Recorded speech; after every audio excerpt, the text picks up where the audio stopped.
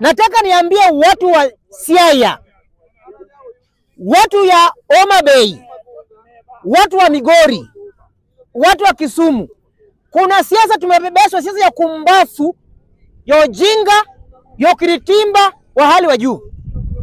Uchaguzi juzi ilifanyika Siaya ambao kuna minister ambaye ni ya energy. Anapanga watu wake kwa constituency wake ya Ugunja.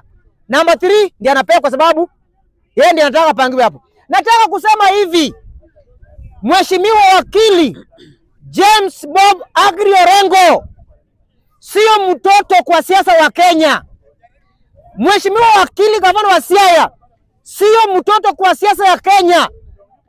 Vijana wengi kutoka Luo Nyanza hawajai kaa chini wakatafuta siasa ya Mheshimiwa gavana wa Siaya, Mheshimiwa James Orengo jinsi anafanya siasa.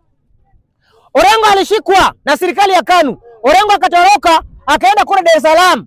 Akaenda kumaliza masomo yake ya chuo kikuu kule Makerere. Kwa sababu juhudi yake ya kupigania unyonge na wanyonge wa taifa la Kenya. Leo hiyo Orengo akaambia serikali yale ambayo mnafanya ni makosa, sasa wanatuma MCS kumtishia Mheshimiwa gavana wa Siaya kukuwa impeach kwa sababu jinga na kumbafu ya serikali ya Kenya Kwanza. Nataka kuambia Wajaluo wenzangu, the only man ambaye tumebaki na saa hii ambaye anaweza kutusaidia kwa mambo ya siasa ijayo ni gavana wa Siaya. Orengo alisema kitu moja ya kwamba serikali anakulanga wanawe very soon.